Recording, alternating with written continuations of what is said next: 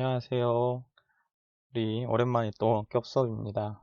지난 시간에 조금 배운 내용이 오래되어 가지고 선생님이 잠깐 언급하고 오늘 진도 계속해서 나가보도록 할게요. 자, 우리 등교 수업 이전에, 우리 추석 전에 어디까지 배웠었냐? 우리 바로 고려에 대해서 배우고 있었습니다.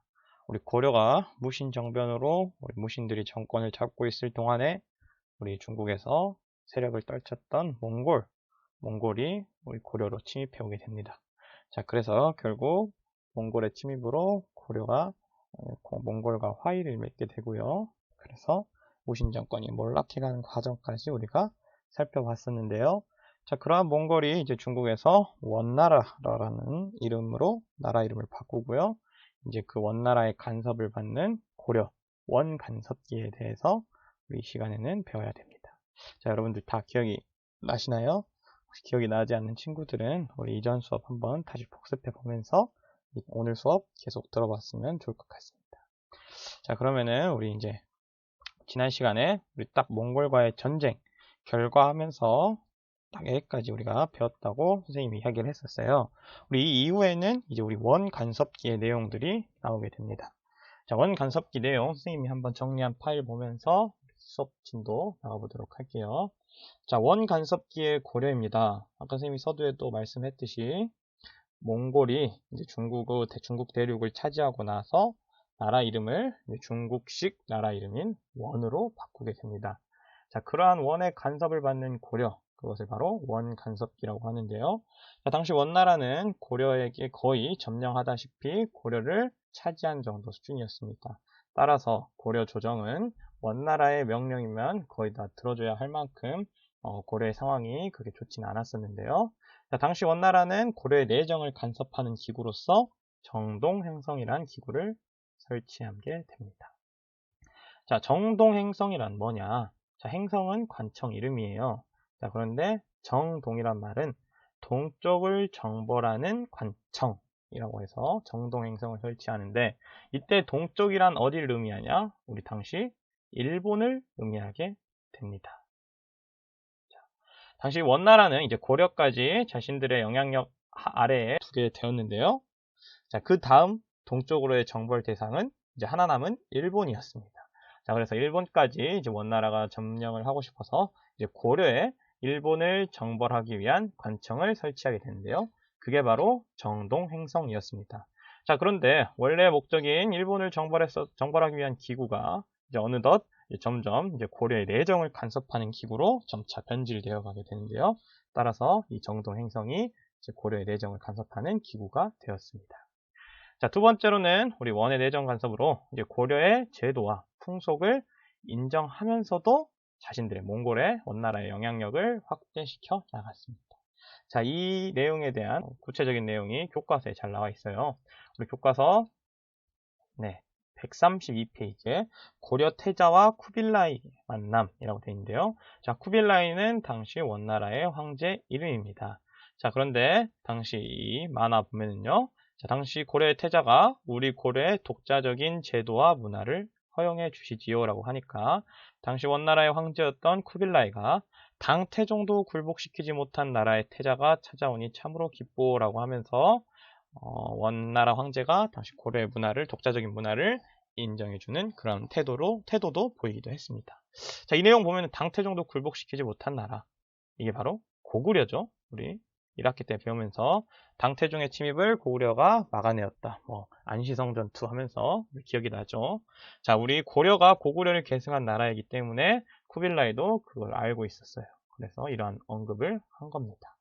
그래서 이 약속이 이제 원간섭기까지 유지되면서 고려는 왕조의 문화를 유지할 수 있었습니다. 아예 우리가 원나라의 지배하에 들어간 건 아니었죠. 어느 정도 독자적인 문화를 유지할 수 있었던 배경입니다. 자, 하지만 원나라는 고려를 계속해서 자신들의 영향력 하에 놓기 위해서 부마국이라고 해서 부마국 체제를 만들게 됩니다. 자, 부마국이란 뭐냐? 장인과 사위죠. 장인과 사위 관계를 부마 관계라고 합니다. 자, 이 결론은 뭐냐? 우리 고려의 국왕이 원나라의 황제의 딸, 즉 원의 공주와 결혼을 강제로 하게 했습니다. 자, 그러면은 당연하게 이제 고려의 국왕은 원나라 황실의 사위가 되는 거겠죠. 반대로 원나라의 황제는 고려 국왕의 장인이 되는 거겠죠. 그래서 이렇게 장인과 사이의 관계인 부마국 체제를 만들어서 우리 고려를 원나라의 영향력 하에 놓으려고 했었던 방법이었습니다. 이렇게 원의 내정 간섭이 조금 강화된 가운데 이제 고려에서도 이 원나라의 힘을 등에 업은 세력들이 성장을 하게 되는데요. 그렇게 생겨난 새로운 지배 세력, 바로 권문세족이 성장하게 됩니다. 자, 우리 이전까지 고려는 문벌 귀족 사회라고 했었죠. 그러한 문벌 귀족들이 국가를 중심으로 운영해 나가는 사회였었는데, 우리 무신정변으로 무신들이 중앙 정권을 이끌어 나가는 시대, 그리고 이제 몽골의 침입 이후에는 권문세족이 고려를 이끌어가는 시대, 이렇게 고려의 지배층이 점차 변화되어 간다라는 것 우리 기억을 좀 해주셔야 합니다. 자, 아까 선생님이 잠깐 필기하고 갈게요. 우리 처음에는 문벌 귀족이 이끌어 나왔었죠. 그렇다가 무신이 이끌어갔다가 지금 이제는 권문세족이 이끌어가는 시대입니다. 이걸 꼭 기억을, 여러분들이 고려의 지배층은 기억을 해주셔야 합니다. 자, 우리 이 권문세족은 다양한 출신 성분이 있지만 많은 세력들이 친원파, 원나라에 빌붙은 세력들이 많았습니다. 자, 당시 원나라의 세력이 고려에 매우 강했기 때문에 이 친원파 세력이 정권을 매우 장악할 수 있었던 좋은 기회였었고요. 그러한 세력들이 권문세족으로 성장해 나가게 됩니다. 자, 이 세력들은 이제 정권도 잡고 경제적인 부도 축적하게 되는데요. 큰 땅, 자신들의 큰 땅인 농장을 경영하면서 자신들의 세력을 넓혀나가게 됩니다. 자, 그런데 이렇게 넓은 땅인 농장을 경영하기 위해서 이 땅은 다 어디서 났냐? 바로 남의 토지를 강탈했었고요. 자, 그러면 이렇게 넓어진 토지를 경작을 해야 될 거 아니에요? 그럼 경작은 누구한테 시켰냐? 바로 가난한 백성들을, 일반 백성들을 노비로 강제로 만들어서 경작을 시켰습니다. 자, 그래서 이 권문세족이 가지고 있었던 농장의 형태, 이 형태도 여러분들이 기억을 꼭 하시고 넘어갔으면 좋겠습니다. 자, 이뿐만 아니라 이제 우리 고려 왕실의 관제와 용어도 격화시키게 됩니다. 자, 중앙정치기구 우리 고려 이성육부 우리 앞에 전 시간에 배웠었죠. 이런 거를 다 중앙정치기구를 변경하고 축소하면서 고려 왕실의 격을 낮추는 조치를 취하게 되었고요. 그 다음에 왕실, 왕의 시호, 왕의 시호는 우리 때까지 태조, 이성계, 성종, 무슨 종, 원종, 뭔종 이렇게 다 했었는데, 이제는 왕의 시호는 원에 충성한다 라고 해서 앞에 충자가 붙은 시호를 붙이게끔 만들었습니다. 자, 그래서 교과서를 살펴보면요. 우리 교과서 133페이지 보면 당시 원간섭기의 왕들의 시호를 보면 그 전까지 원종 이렇게 독자적인 시호를 사용했는데, 이제는 앞에 충자가 붙어서 원나라에 충성하는 시호를 붙이게 만들었습니다. 충렬왕, 충성남, 충수광, 충예왕 이렇게 여러 가지가 있죠. 자, 그런데 이러한 원의 간섭을 벗어나고자 노력했던 왕, 바로 공민왕이 있었습니다. 이 공민왕에 대해서는 조금 이따가 우리 공민왕의 개혁정치 한번 배워보도록 할 거예요. 자, 그럼 다시 돌아와서, 자, 이렇게 왕의 시호도 바꾸게 되었고요. 자, 고려 국왕은 왕세자 시절에 우리 원나라의 수도로 강제로 가서 생활하게끔 만들었습니다. 자, 그래서 이렇게 원나라의 간섭이 있었다라는 것 여러분들이 잘 기억을 해주시면 좋을 것 같습니다. 자, 이제 내려가세요. 원 간섭기의 문화에 대해서 살펴보도록 하겠습니다. 자, 원 간섭기의 문화는 크게 몽골풍과 고려양으로 대표할 수 있습니다. 자, 몽골풍은 고려에서 유행한 몽골 문화고요. 고려양은 반대로 원나라에서 유행한 고려 문화입니다.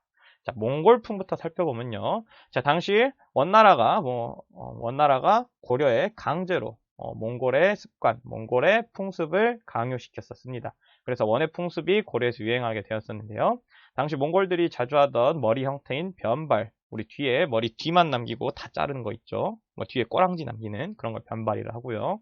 자, 당시 몽골식 복장을 많이 입게 만들었습니다. 자, 그리고 족두리, 우리 여자들 머리 위에 쓰는 거 있죠. 그 족두리 이런 것도 다 몽골에서 우리나라로 유행한 그런 몽골풍이었습니다. 자, 이와는 반대로 고려양은 몽골로 우리 고려 사람들이 뭐 공료로 바쳐지던가 아니면은 강제로 끌려가던가 이러한 사람들이 몽골에 정착하면서 원나라에 정착하면서 고려의 문화를 몽골에 전파시킨 그러한 사례들이었습니다. 자, 보면은 원에 간 고려인들이 생활 풍습이 원나라에서 유행하게 된 그러한 풍습을 바로 고려양이라고 하는데요. 자, 고려에서 유행했었던 치마 저고리, 우리 치마 저고리 이러한 풍습이 바로 고려양이고요. 그다음에 우리 일반적으로 많이 채소로 쌈을 싸먹는 거 우리 지금도 많이 그러죠. 이런 것도 우리 고려에서 몽골로 원나라로 퍼졌던 고려의 풍습이었었습니다. 자, 이렇게 원간섭기의 문화까지 한번 살펴보았습니다.